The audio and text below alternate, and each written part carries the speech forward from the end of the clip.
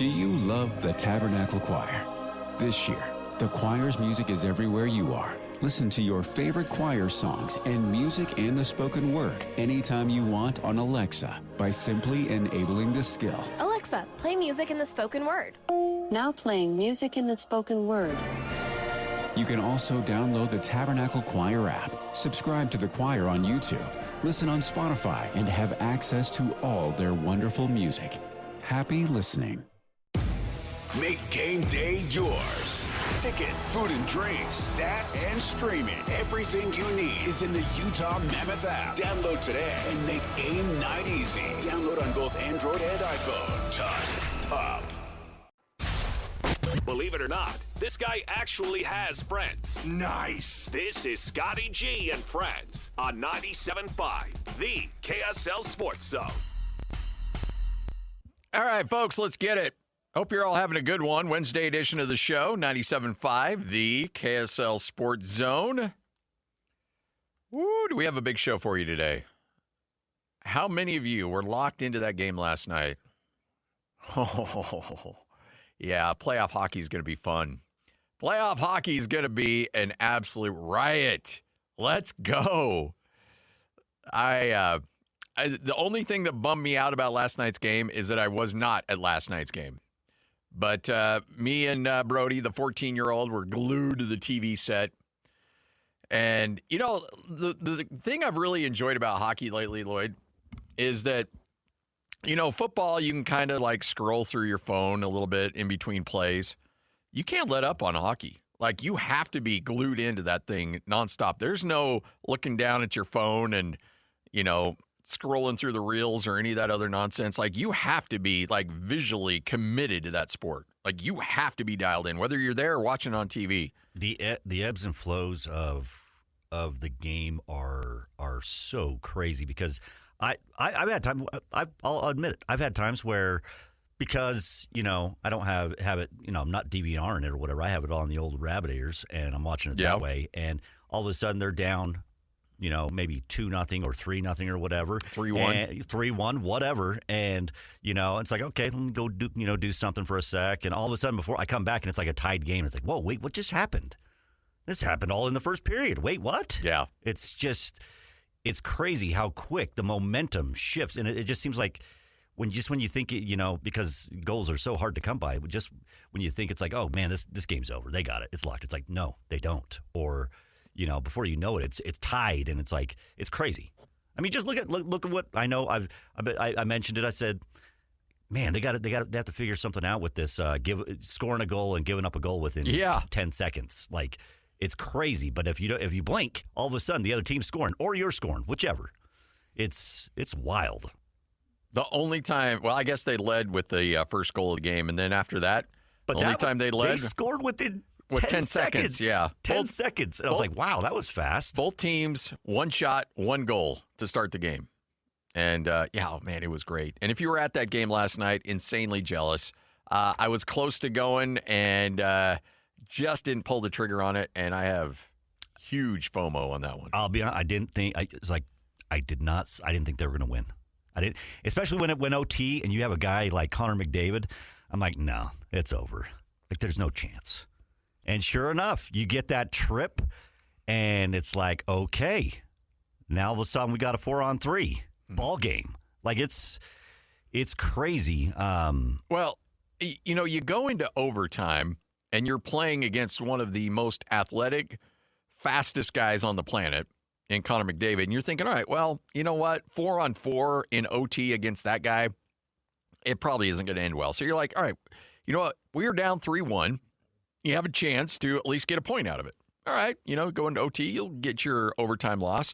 And then as soon as you mentioned that you get that tripping and it's 4-on-3, it's like, oh. I told the boys, I'm like, well, at least the Mammoths are going to get a point. Yeah. That's what I said. At least they're going to get a point now because I thought it was going to be difficult. And I know I said it, give me 7 more of these games in the playoffs, but I think I'd rather them go against somebody else and maybe have to play the Oilers later on because that team is. I just don't think that. I don't know if that's a team you want to face. I know they got off the schneid. They were able to get that win finally against Edmonton, in their first win in franchise history. But that Oilers team, I still think is they're awesome. And then if they get a little bit more healthy, and they get Draisaitl, they get him back, and I just don't think that's a team you want to face in the playoffs. So all I meant by give me 7 more of those types of games. Yeah. Give me 7 more of those. And honestly, doesn't have to be the Oilers. Honestly, let's go. Edmonton, let's do this. Let's go. 7 games. Let's have some fun. Because one thing that I think was really important last night is the fact that you were down 3-1, and it looked miserable. And that second period, I think, was a statement period for Utah. And now they gave up the easy goal, as you mentioned, with 10 seconds, and we're down 4-3, but then we're able to tie it up at 4-4 going into the third. But that was like, okay, you know what? We're down to a really good team. How are we going to respond? And the offense just kept plugging away, shot after shot. And it kept thinking like, oh, man, there's so many of these missed opportunities. But how many times do we talk to Bill Armstrong? And he's always the same, saying, you know what? You just keep cranking shots, and good things are going to happen. And that's what happened last night. In fact, let's get to it. Starting lineup, 97.5, the KSL Sports Zone. It's time to kick off the show with the biggest headlines of the day. This is your starting lineup on 97.5, the KSL Sports Zone. The Mammoth power play has been as hot as it's been all year over the last 5 games in which they have 9 power play goals. They win the face-off here. It's a 4-on-3. Sergachev this way for Keller. Right dot, he shoots and scores! Captain on deck! A 6-5 overtime win for the Utah Mammoth. Statement made.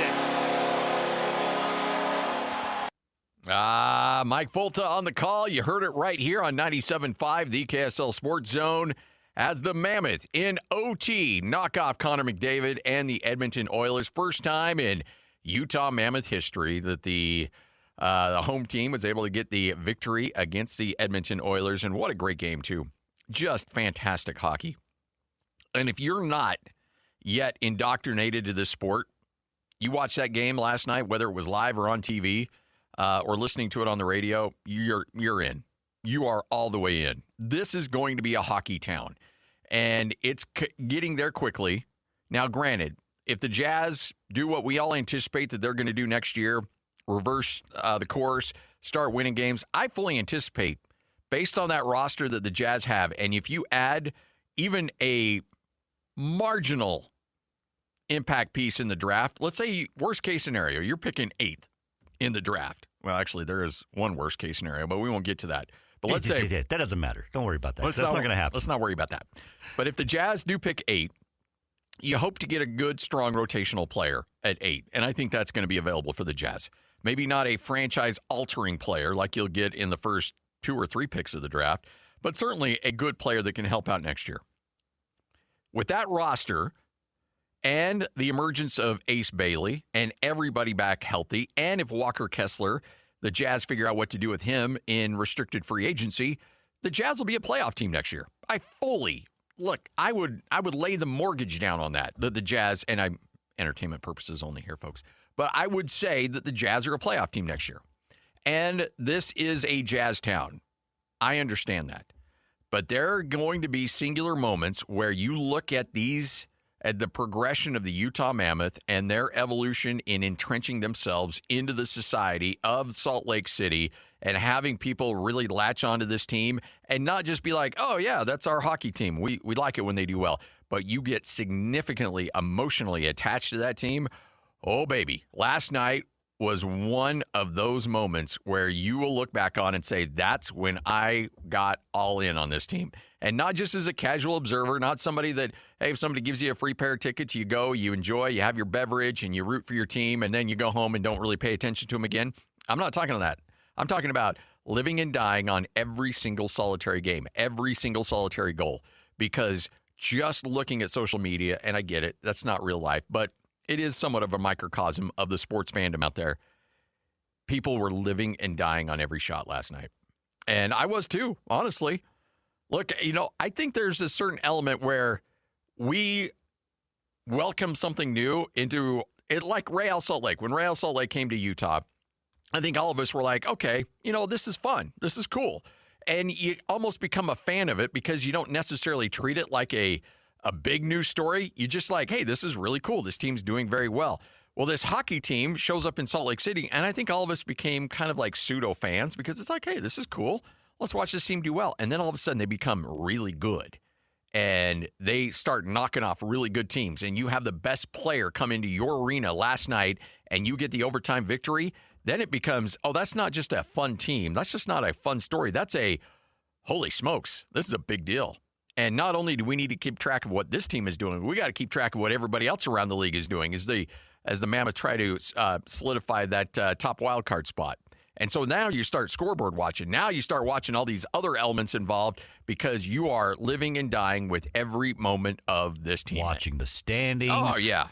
You get Everything. to pick up that win. You're watching the points. Seeing, okay, what are the scores? Where are the Kings at? Where's, Anaheim at, who's like on a 6-game losing streak right now, a team that you look like you were gonna probably play in that first round. Like you're watching this. And by the way, Delta Center and the Mammoth fans, they were on full display last night in front of the country because everyone was watching it. All the buzz surrounding the Zamoth. That was a big storyline last night. I'm like, you know what? That's pretty cool. Like, that's awesome. Like, that's a fun little thing to have. You have the shark bony people over with the sharks getting a little bit grumpy. Oh, you just want to be like us, and it's like, no. I think guess what? The Mammoth did it better. Oh yeah, they did it way better. Your stupid little fin on top of your Zamboni is Doesn't lame count. and boring. Nobody cares about your shark bony. Stop it. Look, I mean, you go back to the whole element of that game last night, all the way down to the Zamboni. What are we calling it now? The Zamoth. Zamoth, yeah, sorry. The Zamoth. That thing's cool as hell. I mean, come on. It is a cool fan experience. It's all about the fans. It's not about cleaning the ice. It's like rides for fans. Honestly, don't you want to take that thing for a spin? I absolutely do. I'm looking into how I can get on the Zamoth at some point. I want to be behind the wheel of that thing. I know, right? Yeah. I don't want to just be swinging a flag around. No. I want to be behind the wheel. I want to be driving that thing. It's either that or I want to be shooting shirts out of the cannon. One or the other. Yeah, you need to just... The problem with you and that shirt cannon is that you will be looking at people to hit with that thing. I'll be snipering. You're not just trying to get it up into the upper deck. No, you're right. I probably will be snipering. Yeah. But such a great atmosphere last night. This thing is blowing up. And you could tell that this is still a team that I think appreciates the fact, because a lot of these guys were in that dumpster fire of a situation down in Arizona where they didn't have an arena. You got an apathetic fan base. You had really terrible ownership. And it just felt like they were in limbo. And they go from that to what you saw last night with, I don't know what capacity is now as they continue to work on that arena, but, 15, 16,000 people losing their minds. And when that last goal goes in and it is sheer pandemonium in that arena, those players are looking up in the crowd and being like, okay, this is home. You have a state-of-the-art practice facility. You have the best ice in the NHL. You have a rabid fan base. You have a building that's already in tip-top shape, but will continue to grow and develop into becoming a massive fixture in downtown. Like, what else would you want if you're a player? I mean, there's really nothing else. This will be a destination location for players in the NHL. Because I guarantee Edmonton Oiler players are on that ice last night thinking, holy smokes. This place is great. This is a playoff atmosphere. This is. I want to be a part of this. Now, look, situation in Edmonton's great, but it's still Edmonton. You really want to live in Edmonton? I like that we're Salt Lake, and now we can throw stones at other cities. Like, yeah, you don't want to go to Edmonton? Come to Salt Lake. But no, I mean, honestly, with what they built here in the structure and the fan base and the facilities, you walk into that practice facility, and I've heard from way too many people that know way more about this sport than I do, which isn't hard. But there's a lot of people that I talk to because I recognize I don't know much. So I'm going to talk to other people throughout the league and throughout the organization. And they keep telling me time and time again, there will be people that will come in from out of market and they'll walk into that facility that's being built off of 106th and be like, wow, this is insane. There is nothing in the league like this. And that, props to Ryan Smith and props to SEG, because honestly, that's something they've really sunk their teeth into, is that, okay, you know what? You want to knock on the nightlife, or you want to have issues with that, whatever. Like, we disagree, but okay, fine, whatever. So what we're going to do is we're going to be number one in everything else. So we're going to give you the best facilities. And if you see what they're building for the Jazz and what that's going to look like when that's all said and done, nothing in the NBA is going to touch it. As far as arena experience, as far as catering to the needs and wants of every player and what they need, nobody touches it. And so there is a level of professionalism that is absolutely going throughout both those organizations that you can see come to fruition. Now back to the NHL. Salt Lake City, for some reason, is always going to have a tough time resonating with NBA players. And again, you can go with all the different excuses out there. Some are real, some are not, but it is what it is. Perception, unfortunately, can be reality with players, and Salt Lake City is probably never going to be high on their list. This is another reason why I think the NHL is going to be very high on a lot of fans here in Salt Lake City, because I think you will see teams or players from around the NHL look at Salt Lake City and they'll go, that's where I want to go. I mean, you've already had a player in Uyghur said, you know what, waive that no-trade clause. I'll go to Salt Lake City. I've been there. I've seen it. I want to be a part of that. You've got guys locking in with Schmaltz, just locked in on an 8-year contract. These guys are committing long-term to this organization. And if there's one thing we know about the fans here in Salt Lake City, there are two things that they value above everything else. Number one, hard work on the court, laying it all on the line, busting your butt. All the intangibles that don't necessarily show up in a box score, but you love it when a guy sells out. He plays through pain. He does everything he can to provide wins for you as a fan. That's number one. Number two is loyalty to the community. And every player who comes in and embraces Salt Lake City will never, ever have to pay for a dinner ever again in the city. It doesn't matter if you're, Karl Malone. It doesn't matter if you're Jay Crowder. It doesn't matter what your level of talent is. If you show up and you bust your butt and you show a level of loyalty to the community, you at least act like you like being here. People will fall all over themselves for you. And now you've got an NHL team that's winning, with a bunch of guys that bust their butt and guys that are showing commitment to the community and showing excitement about being here, not just living here because they're drawing a paycheck and that's the only place they can be right now because of contractual obligations, but because they want to be here. They've chosen to be here and they like being here, and they talk constantly about how great this area is. That's what's going to get this fan base fired up. That's why I really believe it's not going to happen overnight. It's not going to happen in the next 2 years. But I do think 5, 6, 7 years from now that you may very well see the NHL and the Utah Mammoth as a team that is right there neck and neck. I don't think they'll ever surpass the Jazz. Like, if the Jazz are great and the Mammoth are great, I think the Jazz will always be number one. There's just too much history there. Yeah, they've been here. They've been here way too long. You have the finals, runs against Michael Jordan. It's going to take a lot, and you being in this market for a long time, and maybe it could eventually happen. But the Jazz they have the leg up. But the thing is, this is generational, and that's why I say like 5 to 7 years. Because I've got a son. He's 14. He doesn't know and hasn't experienced a lot of winning basketball for the Utah Jazz. But what he has experienced is a whole lot of great moments watching NHL hockey with the Utah Mammoth. He's already. When I tell him, like, hey, look, guess what? On Thursday night, we can go to a Jazz game. Friday night, we can go to a Mammoth game. Which would you rather go to? Every day of the week, twice on Sundays, it's always Mammoth. Mammoth, Mammoth. We're watching a game. Jazz, he's in and out. He's on his phone. He's screwing around. Mammoth, he's dialed in, locked in. He's watching it nonstop. And I think that you and I, you got your millennials out there, you got your Gen Xers out there that grew up with the Jazz and remember Carl and John, will always be leaning Jazz.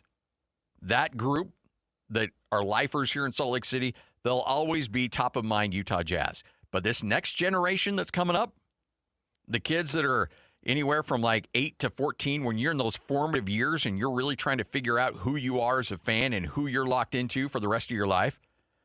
10 years from now, when they're out there buying tickets and buying merchandise, watch out. Don't get me wrong. The kids are enjoying playing, when they play junior jazz and playing basketball, they're still loving it. But what do they really want to do right now? They want to play hockey. Yeah.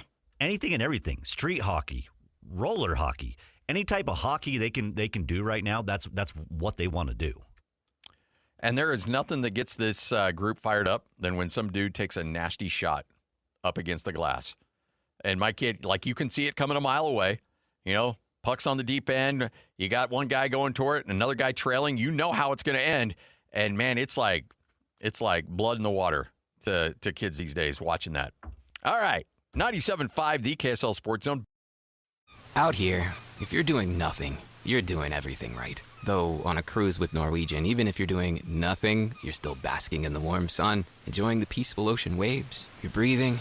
Don't forget about breathing. Definitely need to be breathing. So you get to do nothing or everything, but you still need to be breathing. It's really important. Experience the difference with cruises to Alaska, the Caribbean, and Europe. Norwegian Cruise Line. It's different out here. Visit ncl.com, call your travel advisor, or 1-888-NCL-CRUISE. Norwegian Cruise Line ships registry the Bahamas and USA. On to Scotty G and Friends on 97.5, the KSL Sports Zone. 97.5, the KSL Sports Zone. Bob Casper on deck. We're going to chat with him here in just a second. But right now, it's time for Lloyd to assign you a golfer. That's right. It is the Copper Rock Masters giveaway. Be caller number 12 right now, 801-575-ZONE. That's 801-575-ZONE. And Lloyd will assign you a golfer in this year's Masters. If your golfer ends up winning the whole thing, then you will win 18 holes of golf for two at Copper Rock Golf Course in Southern Utah. Also, we'll give you a $100 gas gift card to get down there. Copper Rock, where the pros play. And now it is time for your Masters Update. This 2026 Masters Update live from Augusta is brought to you by Copper Rock, where the pros play on 97.5, the KSL Sports Zone. Bob Casper joins us right now, Real Golf Radio. You hear it every Saturday morning. Bob, have you counted up the years? I mean, are you breaking, 30 years at Augusta? Do you know how many times you've been there? Probably about 35. Wow. Never gets old, does it? No, it doesn't. Yeah. I pinch myself every time I'm able to come here because of the legacy of my father. And it's amazing. I've really, the last couple of years, I get kind of humbled because of what he was able to accomplish in his career, and because I get to enjoy this every year. It's amazing. The one thing about golf, and I don't know about this new generation of golf, but it felt like Phil and Tiger and those guys, they all understood the history and appreciated the history of the game. Do you get that sense from the new generation as well? I think there's quite a few of them that are very appreciative of what has come before. I think there's a lot of them that don't necessarily recognize maybe 2 or 3 or 4 or 5 or 6 names in the game that have really helped develop the tour to where it is now, and the majors to get to where they are now, and the money to where it has gotten now. But for the most part, they know the traditions, especially of this place, what they need to do to get into that Masters Club where they had the Champions Dinner last night. And they realize that once you do it once here, you get to do it for the rest of your life. And that's what's cool about Augusta, is that they honor their champions, the traditions of winning this championship. And it's pretty cool. Any feedback from the dinner last night? Sounds like Rory stayed away from the Irish food because nobody apparently likes Irish food. So, but it seems like one heck of a menu for sure.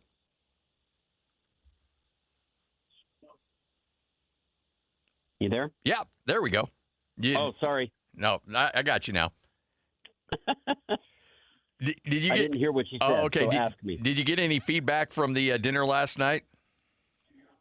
I think everybody totally enjoyed it. I mean, you and I would have enjoyed it immensely with a Wagyu filet mignon and some salmon and some elk sliders and, on and on and on. It would have really been a really good meal. My dad would have loved it.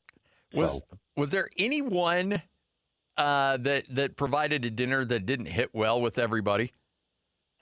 Well, it's interesting. A lot of guys, I know Sandy Lyle, he had Scottish food, haggis and stuff like that. And a lot of guys understand that if they see the menu and they don't like it, they're going to order off the menu and get a steak, a really nice prime piece of steak, or they're going to get some fish or something like that. So nobody gets offended by what's presented. But I loved Rory's comment yesterday when somebody asked him about Irish food. Why didn't you do any Irish food? And he says, because I wanted to have a good dinner and enjoy it like everybody else.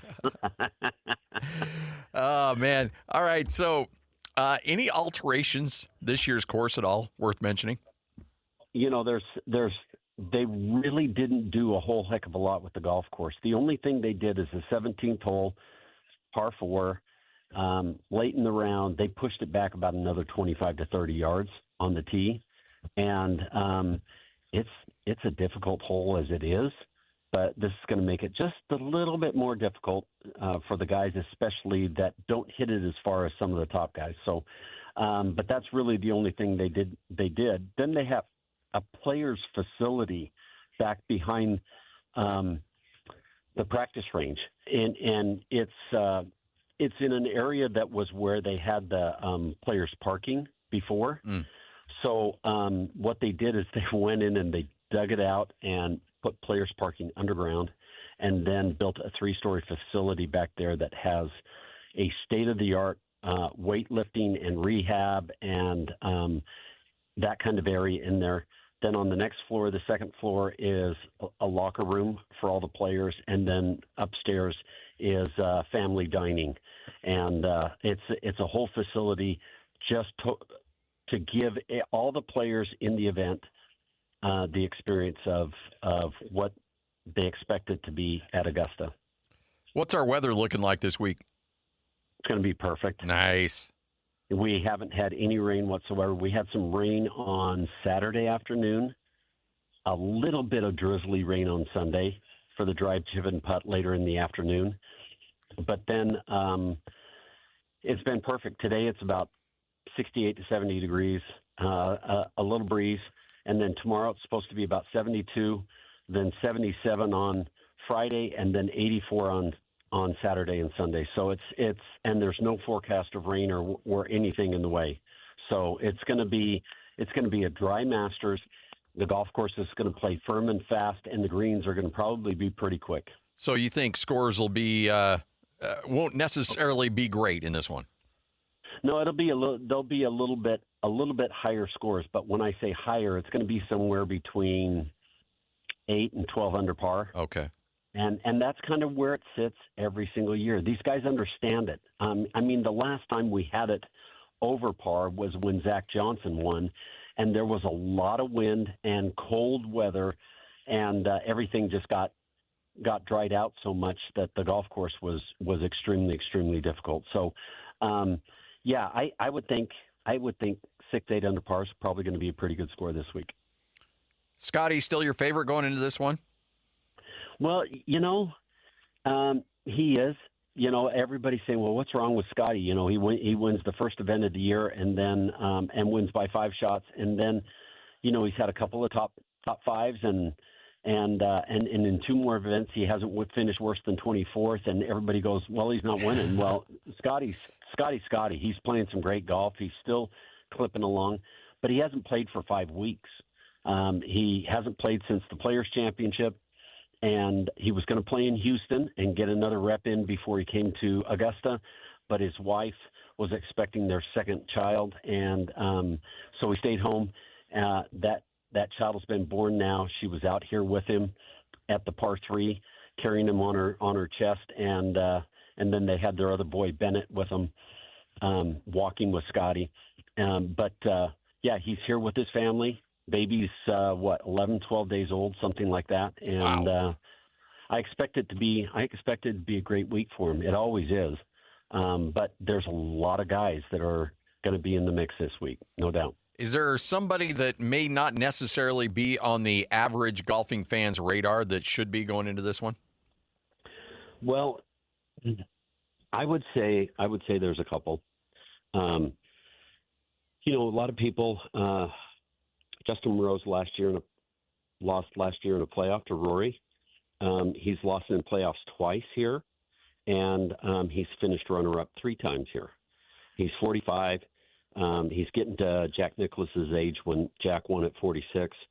So Justin Rose is a guy that thrives on this golf course. He loves this golf course. So I would look at possibly Justin Rose. Another guy is a guy that was basically a rookie last year. He won the Scottish Open, played in the final round with Rory McIlroy, and looked at him right in the face when he was winning the golf tournament. Finished 4th the next week in the Open Championship, and he's already won twice on the PGA Tour this year, and that's Chris Gotterup. It's his rookie year here at Augusta. If we're going to have another rookie win this golf tournament, I think this guy is going to have a better than average chance. But I think what's really cool is we have this opportunity to complete a career Grand Slam like Rory did last year when he was here. So Scotty Scheffler has the opportunity to complete it at the U.S. Open in June. We've got Jordan Spieth has an opportunity to complete it at the PGA Championship in May. So if Xander Schauffele were to win this week, that gives him 3 legs of the career Grand Slam with a U.S. Open to win, just like Scotty Scheffler. So he's my guy this week. I think Xander Schauffele is going to have a good week this week, and he plays well here. He's had some great finishes and a bunch of top 10s. So Rory was phenomenal last year, wins the Masters, and then it felt like, you know what, I accomplished it. I finally got it. And then he kind of wasn't necessarily a big story the rest of the year. Right. Do you anticipate that this tournament might reignite him a bit? Well, I would hope it would. It's been pretty fun to watch him. When he was here for the women's amateur and the drive, chip, and putt, he was wearing the green jacket. In the media room for interviews, he was wearing the green jacket, and guys don't normally do that. I think he really appreciates what he was able to do here and how he was able to notch this as one of the 6 guys who have done a career Grand Slam. But let's not forget, Jack and Tiger have 3 of them. They've won the career Grand Slam 3 times, Jeez. Which is unfathomable. It's crazy. But I would expect Rory to have a good tournament here. He finished 2nd in LA earlier in the year. I would think that the pressure's off. I think he will play well this week. All right. So you mentioned Rory's rocking the jacket. If I were there and I'd won it, I would never take the jacket off. I would golf in the green jacket. Yeah. But that being said, what are the rules? You don't get to take one home, do you? Well, so when you win the tournament, you get to take it home for a year. Oh, okay. Until the next tournament and until the next one. Then you have to bring it back, and it's put in your locker, in the champions locker room. So otherwise, everybody's jacket is here. Oh, okay. So let's say you want to wear it to the dinner, but you won it 5 or 6 years. To the dinner. Well, I know, but but it was 5 or 6 years ago, and maybe you put on a few extra pounds. Do they give you a new jacket, or how does that work? They'll alter it, or they'll find one in your size and let you wear it that week. Okay. All right. Yeah. But the interesting thing here is Augusta National has what they call the Members Pro Shop. And if you go in the Members Pro Shop, there's stuff in there that only members and people that are invited in are able to purchase. They're normal swag from Augusta National. Now, if you go downstairs, okay, you can only get in there by being invited, and it's got a key card system and all that kind of thing. You go in there, and they have a tailor that fits you for your green jacket. Wow. All right. So, have you been in there, Bob? I have not been in there. Oh, okay. I have not been in there. Have you seen Jason Kelsey floating around out there? I saw him a little bit earlier on when they were doing some of the broadcast at the par 3 today, and he was talking to some of the players, which I thought was pretty cool. He had caddy coveralls on and everything. It was pretty fun to see. Boy, those Kelseys, man, they're cashing in right now. Yep. They're everywhere. Well, you know who else is here? Oh, who? is the Mannings. Oh, of course they are. They're members, aren't they? Isn't Peyton a man? They are members. Yes, they are. Yes, they are. If you win Remember, I put in a good word for him last last year. Yeah, that's right. That's right.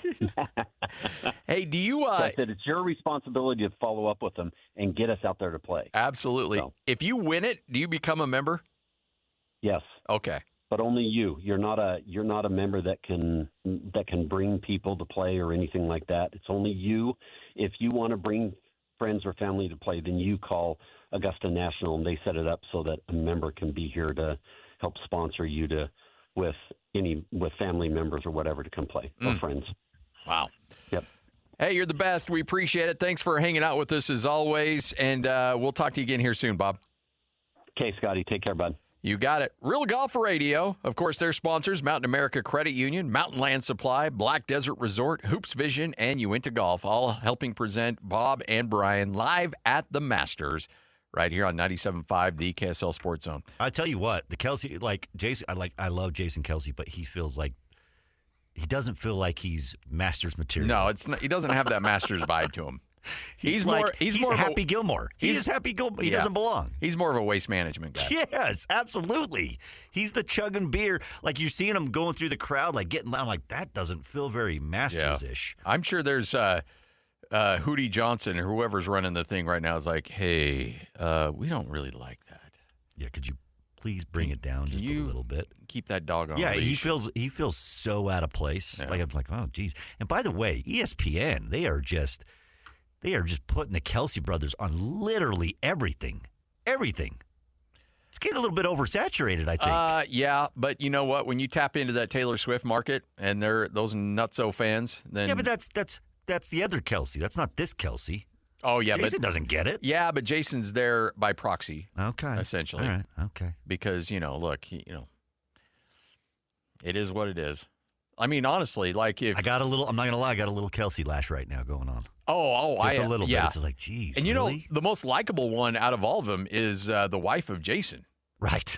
Like she's the only one that I actually don't mind hearing talk. Like Jason was cool for a little bit. Now he's gotten a little bit too much, and it's no fault of his own. He's just they want him. Yeah. He's hot, and they had him at the indoor golf thing or whatever, and he was like underneath the stage. Did you see him underneath there? Yeah. Like seeing how the stage shifts and works and all. I was like, this is weird. It feels out of place. And honestly, coming from two AFC West guys, we can't like Jason. Or no, I mean Travis. No. I don't care. Like he will. I don't even care when he retires. Nope. It doesn't matter to me. That guy, no. Nope. Can't do it. And that's what's really funny is that you've got Taylor Swift fans coming in and they're like, well, why do you not like Travis? Like because he plays for the Chiefs. Oh, that matters? Yes, that matters. That absolutely matters. Yes. Can't cheer for that guy. He's one of the enemy for crying out loud. And even if he came to the Raiders, I don't think I would still like him right now because, one, he's washed up. Yeah, he is washed up. Put up good numbers last year, but still he did. Washed up. All right, what you may have missed coming up next, 97.5, the KSL Sports Zone.